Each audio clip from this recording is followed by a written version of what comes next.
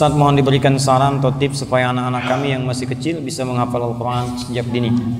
Kebiasaan menghafal Al-Quran memang dari dulu berlangsung sejak dini, teman-teman sekalian. Dini dibiasakan.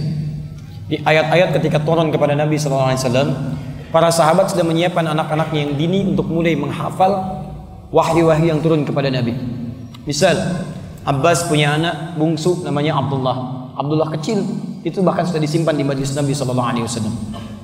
Umar punya anak namanya Abdullah bin Umar, sama. Kemudian Amr bin As punya anak namanya Abdullah bin Amr bin As, sama, disiapkan. Bahkan hebatnya, apa yang dilakukan oleh mereka, mungkin manhaj ini nanti bisa kita turunkan. Pertama, ketika anak antum diinginkan oleh antum dicita-citakan hafal Al-Quran, maka yang pertama dilakukan, orang tua mesti kompak meniatkan. Siapkan. Bukan cuma salah satu, keduanya. Yuk kita ambil kisah Maryam alaihissalam. Quran surah ketiga Ali Imran ayat 35 sampai 37. Paling kiri, ya, di pertengahan sampai ke bawah. Lihat baik-baik. Idz qalat imra'atu Imran rabbi inni nadhartu laka ma fi batni muharraran fataqabbal minni. Ketika istrinya Imran memohon kepada Allah, ya Rabb, saya berkeinginan, bernazar menjadikan anak yang dikandung ini dekat denganmu. Memang disiapkan, anak ini disiapkan dekat dengan Allah. Jadi kalau antum misalnya, maaf ya, istri mulai mengandung, ingin punya niat ini menjadi anak yang hafal Quran misalnya, antum niatkan dari awal, kompak suami istri, kompak, jaga betul kandungan itu, rawat dengan baik, berikan rezeki yang halal dan sebagainya, bacakan Quran dalam kandungan dan sebagainya. Kemudian apa yang terjadi? Setelah doa itu kemudian dipanjatkan, doa itu disandingkan dengan ikhtiar yang sesuai dengan doanya. Teruskan ayatnya, ayat 36. Falamma wada'atha qalat rabbi inni wada'tuha untha wallahu a'lamu bima wada'at wa laysa dzakaru kal untha. 1. Wa inni sammaituha Maryam. 2. Lihat kalimatnya, wa inni u'idzuha bika wa dzurriyyataha minasyaitonir rajim. Begitu dilahirkan, terima yang dilahirkan. Kadang berharap laki-laki jadi perempuan, kadang berharap perempuan jadi laki-laki. Kata Allah, yang kami anugerahkan itu yang terbaik, memberikan kemaslahatan untuk keluarga antum. Ini diantara hikmah. Nanti kami ada kajian fikih keluarga. Di antara rahasia anak-anak itu ketika dititipkan oleh Allah, itu untuk menyempurnakan sifat-sifat orang tuanya. Antum berharap laki-laki muncul perempuan, karena dengan anak perempuan itu kekurangan di orang tua bisa ditutupi. Berharap perempuan datang laki-laki, karena dengan anak laki-laki yang sifatnya begini, kemuliaan orang tua itu bisa dikeluarkan. Ingin yang pendiam, jadi yang aktif. Dengan aktif ini kemampuan kita dilatih untuk menyesuaikan dengan anak-anak yang selanjutnya. Maka terima, itu yang terbaik untuk kita semua. Beri nama yang baik. Misal, antum ingin anaknya di penghafal Quran, maka beri nama yang sesuai dengan harapan antum. Misal, anak saya ingin jadi penghafal Quran, antum beri nama Muhammad Hamilul Quran, Muhammad sang pembawa Al-Quran. Misal, Abdurrahman Hafidul Quran, Abdurrahman hamba Allah yang nanti bisa menjaga Al-Quran. Dari nama sudah sesuai dengan harapannya. Makanya ketika Hannah istrinya Imran mengandung anak, ingin didekatkan dengan Allah, diberi nama dengan Maryam. Wa inni sammaituha Maryam. Saya beri nama dengan nama Maryam, karena Maryam dalam bahasa lokal itu senafas atau frekuensi dengan doanya, yang dekat dengan Rabbnya, yang menjaga diri dari perbuatan yang tidak disukai oleh Rabbnya. Kemudian lindungi dari setan. Wa inni u'idzuha bika wa dzurriyyataha minasyaitonir rajim. Begitu bayi lahir, maaf, sudah punya musuh utama namanya setan.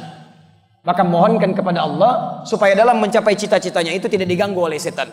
Sekalipun diganggu, dia punya hijab, punya benteng. Rahasianya ada di Quran surah 15 ayat yang ke-40. Antum isi dengan amalan itu, setan tidak akan bisa menembus antum. Dia menggoda tapi sulit tembus. Surah ke-15 Al-Hijr. Hijr itu artinya benteng, sekat. Dari kata hajar. Hajar artinya batu. Kalau disusun-susun jadi sekatan namanya hijr. Kalau sudah menjadi ruangan namanya hujrah. Jamaknya hujurat. Makanya Nabi Ibrahim ketika akan meninggikan Ka'bah, alhamdulillah, pijakan pertamanya disebut makam. Ketika akan meninggikan, anaknya datang dari sisi yang lain membawa batu. Batu disebut hajar. Disusun-susun jadi hijr. Sampai sekarang jadi hijr Ismail daerah situ. Asalnya menyatu jadi area Ka'bah. Cuman kemudian terpisah supaya memudahkan bagi kita. Salah satu hikmahnya, jika ada yang ingin sholat di dalam Ka'bah, maka hukumnya sama dengan di hijr Ismail itu. Teman-teman lanjutkan. Ayat ke-40-nya itu rahasianya. Itu di kalimat di lisan iblis langsung. Illa ibadaka minhumul mukhlasin. Semua anak cucu Adam akan saya goda dari depan, belakang, kanan, kiri, kecuali satu golongan yang sulit saya tembus, namanya orang mukhlas. Maka dari kecil antum latih, dekatkan dengan Quran, bacakan Qurannya. Mohon maaf ya, mohon maaf. Doa itu jika ingin cepat dikabulkan, maka dia harus bersanding dengan ikhtiar yang sesuai dengan permohonan yang dipanjatkan. Misal, antum ingin anaknya hafal Quran. Antum berdoa, ya Allah, jadikan anak saya penghafal Quran. Maka antum mesti berikhtiar dengan doa itu, dengan perangkat-perangkat yang menjadikan dia mudah menghafal Al-Quran. Contoh, teruskan ayat 37-nya Maryam. Setelah berdoa tadi, maka orang tuanya Imran dengan Hanna mencari guru yang bisa mendidik Maryam supaya dekat dengan Allah. Namanya Zakaria. Bukan cuma orang pintar, tapi orang soleh. Setelah itu dibuatkan tempat yang mendekatkan dengan Allah, namanya mihrab. Maka ketika ikhtiar itu disusun, doa dipanjatkan, diterima oleh Allah Subhanahu wa taala. Ayat 37-nya, Allah. Fataqabbalaha rabbuha biqabulin hasan wa ambataha nabatan hasana. Doa dipanjatkan, ikhtiar disandingkan, diterima oleh Allah. Jadi kalau doa antum ingin diterima, antum sandingkan dengan ikhtiar. Di kelemahan orang tua sekarang, dia berdoa tapi ikhtiarnya tidak sesuai dengan doanya. Ya nggak nyambung. Ya Allah, jadikan anak saya penghafal Quran. Maaf, tapi disekolahkan di tempat yang tidak mengajarkan Quran. Nggak nyambung. Jadikan anak saya penghafal Quran. Di rumah tidak pernah ada waktu untuk menghafal Quran. Nggak nyambung. Nggak ada guru yang mengajarkan. Nggak nyambung. Ya Allah, jadikan anak saya rajin sholat, ditempatkan di sekolah yang tidak pernah mengajarkan sholat. Gak nyambung. Maryam dibikinkan mihrab. Maryam dicari guru yang mendekatkan dengan Allah, namanya Zakaria. Nyambung. Maka diterima oleh Allah. Fataqabbalaha rabbuha. Diterima oleh Rabbnya. Namanya bukan Allah yang disebutkan di situ. Padahal bisa Allah menyampaikan fataqabbalallah. Tapi yang paling menarik, fataqabbalaha rabbuha. Rabb pakai ha, haknya ke Maryam. Rabb menggunakan sifat rububiyah yang merawat, memperhatikan, memberikan kecukupan, memberikan kebutuhan. Makanya ketika semua dirawat oleh Allah, tidak usah khawatir dengan makhluk. Diberikan rizkinya oleh Allah. Wa kaffalaha Zakaria, dirawat oleh Zakaria. Kullama dakhala alayya Zakaria al-mihrab. Setiap Nabi Zakaria masuk ke mihrab, ingin bawa makanan, ingin bawa pakaian, karena yang rawat langsung Allah, Zakaria cuma ikhtiar alaihi salam, maka semua Allah yang tentukan. Wajada indaha rizqa, sudah ada di dalamnya rizki. Musim anggur, ada anggur. Musim jeruk, ada jeruk. Yang hebat, bukan musim anggur, ada anggur. Bingung. Ya Maryamu anna laki hadza, Maryam dari mana semua ini? Saya kan belum antarkan, kenapa sudah ada di sini? Kata Maryam, qalat huwa min indillah, semua dari Allah. Innallaha yarzuqu may yasha bighairi hisab. Allah akan memberikan kemudian rizki tanpa batasan. Teman-teman, antum ingin anaknya jadi ahli Quran, kemudian bertanya bagaimana caranya? Pertama, orang tua kompak. Niatkan. Kalau sudah berniat, isikan dengan doa. Doa terus. Doa sudah disandingkan, mulai ikhtiar. Ikhtiar pertama, cari rizki yang paling halal.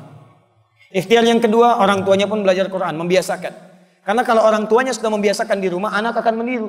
Karena anak sifatnya meniru orang tuanya. Orang tua memberikan, anak akan menerima. Orang tua bacakan, anak mendengar. Kalau antum cuma berharap tidak pernah merubah diri, mustahil. Innallaha la yughayyiru ma biqaumin hatta yughayyiru ma bi anfusihim. Rubah dulu. Setelah itu cari guru yang baik. Talakikan ke situ. Beli mushaf yang baik, satu mushaf. Setelah itu Masya Allah ikhtiarkan dengan ikhtiar yang terbaik. Apa diantaranya? Susun jadwal. Carikan kelas yang baik. Sampaikan guru yang baik. Dan antum terus bermohon kepada Allah dengan ikhtiar antum. Perhatikan Mu'adz. Bapaknya gak hafal Quran. Anaknya belum hafal Quran. Tidak bisa melihat. Ketika anaknya mengatakan saya ingin hafal Quran. Ya abati uridul Quran. Apa yang terjadi? Motornya dimodifikasi. Bermohon kepada Allah dalam tangisannya. Kemudian digendong anaknya. Dinaikkan ke motornya. Dashboardnya dimodifikasi. Supaya ada hafalan di situ. Datang jauh-jauh 20 km. Ketika sampai di syekhnya, dipilih syekh yang terbaik. Mudah mengambil syekh di samping rumahnya. Tapi kenapa memilih 20 km? Karena beliau merasa jangan nanggung kalau ingin belajar Quran. Kalau bisa mengajarkan yang benar, kenapa mengajarkan yang standar-standar? Datang ke syekh yang punya sanad. Ketika belajar di situ baru datang. Pertama kali datang, Masya Allah. Biasanya syekh yang baik, yang benar, Yang ketat itu akan mengajarkan dengan ketat. Saya saat talaqi Al-Quran di Libya, saya ambil riwayat yang pertama. Apa yang terjadi? Pertama kali datang teman-teman sekalian, cuma disuruh ta'awudz. Hai ya bunai ta'awudz. A'udzu billahi minasy syaithanir rajim. Yakfi hasbuk udbukrah. Cukup ya, datang lagi besok. Masya Allah. Antum dari Solo jauh-jauh ke Bekasi. Ustadz, saya ingin menghafal Quran. Baik, coba baca ta'awudz. A'udzu billahi minasy syaithanir rajim. Cukup dulu Pak, pulang dulu ke Solo, besok kesini lagi. Masya Allah. Datang lagi enggak? Tidak. Antum kurang sabar. Guru yang baik, dia tidak akan langsung memberikan hafalan. Dia akan mengecek apa kekurangan di lisan anak didik saya ini. Maka dia akan lihat, oh, dia kurang di sini, di sini, di sini, di sini. Berarti obatnya ini. Begitu datang besok muridnya, maka dia akan obati dulu lisannya. Begitu diobati lisannya, diberikan manhaj bacaan. Setelah paham bacaannya, Masya Allah, dia bisa menghafal sendiri. Makanya kalau antum menghafal Quran dengan benar, sabar 20 ayat, kesananya antum akan mudah menghafalannya. Tapi kalau antum tidak bersabar, ingin banyak, hafal 6 bulan, tahsin 2 tahun. Cek. Apa yang terjadi? Berangkat, sabar, pulang. Begitu dapat hafalan, bapaknya tulis, simpan di dashboard motor. Di jalan gak ada yang sia-sia. Mu'adz baca dari belakang. Bapaknya menyimak, lihat ke depan, lihat ke sini, lihat ke depan, lihat ke sini. Masya Allah. Antum tahu apa yang terjadi? Masya Allah. Ulam dicinta. Puncaknya tiba. Teman-teman sekalian, jadilah Mu'adz penghafal Quran. Anaknya hafal Quran, bapaknya belum hafal. Tapi bapak dapat bagian dari kemuliaannya. Anaknya hafal Quran, persis bacaan syekhnya, makhrajnya bagus luar biasa, sampai kisahnya menjadi inspirasi dunia Timur Tengah. Datang reporter dari Kuwait, sampai diwawancara, ya Syekh Mu'adz, kenapa kamu ingin sampai jadi penghafal Quran begini? Apa yang terjadi? Beliau menjawab, kalau diperkenankan oleh Allah Subhanahu wa taala, saya berdoa. Pertama, saya ingin mohon kepada Allah supaya tetap membutakan mata saya, karena dengan buta ini saya bisa menghafal Al-Quran. Saya takut kalau melihat lagi, saya melihat maksiat dan hilang hafalan Quran saya. Dan saya menghafal Quran ini, wallahi, supaya saya mau membawa bekal di hadapan Allah. Saya pulang ke hari kiamat nanti, kemudian saya berada sendirian di depan Allah, tanpa ayah saya, tanpa ibu saya, tanpa saudara saya. Saya bergetar, tangan bergetar, kaki bergetar. Saya katakan kepada Allah, ya Rabb, saya telah berusaha menghafal Quran, bahkan keadaan saya buta saat saya berada di dunia. Kalau sampai hari ini saya harus dihukum, mohon kurangi hukuman saya ya Allah dengan Quran yang telah saya hafalkan itu. Jadi teman-teman sekalian, kalau antum ingin anak kita dihafal Quran, niatkan kedua orang tuanya, kemudian usahakan cari guru yang baik. Dengan itu antum bersabar, dan dengan izin Allah Subhanahu wa taala, dengan kesungguhan antum, insya Allah di antara sekian anak yang titipan oleh Allah kepada antum, akan ada satu yang Allah kemudian jadikan sebagai ahli Al-Quran, insya Allah.